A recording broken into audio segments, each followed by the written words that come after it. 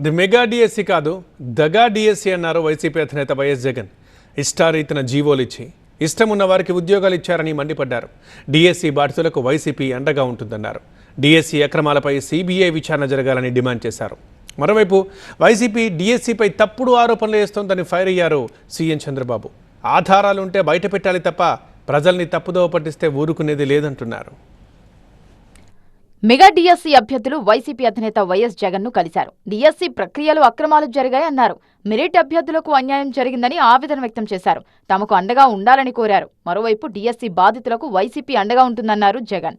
మీకు అన్ని రకాలుగా న్యాయపరంగా మీకు ఖర్చు లేకోకుండా న్యాయపరంగా అన్ని రకాలుగా మనమే దీన్ని ఫైట్ చేసే విధంగా we will take it up. YCP హయాంలో పారదర్శకంగా 1,30,000 ఉద్యోగాలను ఇచ్చామన్నారు జగన్. 16,000 ఉద్యోగాలు ఇచ్చి చంద్రబాబు ప్రభుత్వం అవినీతికి పాల్పడిందని ఆరోపించారు. 1,30,000 ఉద్యోగాలు, ఈడ 16,000 ఉద్యోగాలకు దీనికి రకరకాలుగా దాన్ని తిప్పి ఇంత కాంట్రవర్షియల్ చేసి అమ్ముకునే కార్యక్రమం దాకా తీసుకుపోవడం అంటే నాకు ఆశ్చర్యం అనిపిస్తుంది. దాన్ని నడిపించిన తీరు. ఫస్ట్ ర్యాంక్ వాళ్లకు కూడా ఉద్యోగం ఇవ్వకపోవడం దారుణమన్నారు జగన్. మెగా డిఎస్సిపై సిబిఐ విచారణకు డిమాండ్ చేశారు. వీళ్ళు ఇష్టారాజ్యంగా దొంగ సర్టిఫికెట్ల ప్రకారము లేకపోతే వీళ్ళ సర్టిఫికెట్లు ఏదైతే కరెక్ట్ అనుకుంటారో దాని ప్రకారమే ఉద్యోగాలు ఇచ్చే కార్యక్రమాలు చేసినారు.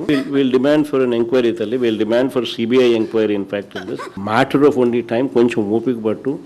ఏడిచినందు వల్ల సాధించేది ఏం లేదు. ధైర్యం కోల్పోవడం వల్ల మనం సాధించేది ఏం లేదు. ధైర్యంగా ఉండండి. Matter of only time. 3 ఏళ్ళు కళ్ళు మూసుకుంటే కళ్ళు అయిపోతుంది. మనం వచ్చిన తర్వాత ఎగ్జాక్ట్లీ ఎవరెవరైతే ఈ రకంగా బాధితులుగా ఉన్నారో మీ స్పెసిఫిక్ కేసెస్ మీదనే ఒక ప్రత్యేక కమిషన్ వేసి ఎంక్వైరీ చేపిస్తారు. డిఎస్సిపై వైసీపీ విమర్శలను తప్పుబట్టారు సీఎం చంద్రబాబు. ఎలాంటి తప్పులు లేకుండా డిఎస్సిని నిర్వహించామన్నారు. మొదటి సంతకం చేశాం.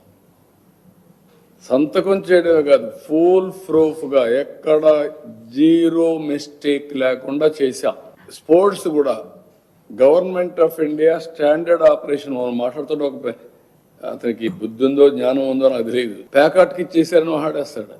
ఏ గేమ్ కూడా తెలియదు, డెఫినేషన్ తెలియదు, స్పెల్లింగ్ తెలియదు, నోరుంది అడ్డంగా వారేసుకుంటున్నారు. డిఎస్సిలో అనర్హులకు ఉద్యోగాలు ఇస్తే ఆధారాలు బయట పెట్టాలన్నారు చంద్రబాబు. మీకు అన్ని తెలివితేటలుంటే మీరు ఈ పరిస్థితిలో ఉండరు. గవర్నమెంట్ ఆఫ్ ఇండియా అందరినీ కన్సల్ట్ చేసిన తర్వాత ఏవేవి ఉంటాయో స్పోర్ట్స్ లో అవన్నీ లిస్ట్ అవుట్ చేశారు. మీరు చేయడం కాదు, నేను చేయడం కాదు. ఇవన్నీ దేర్ ఆర్ అసోసియేషన్స్.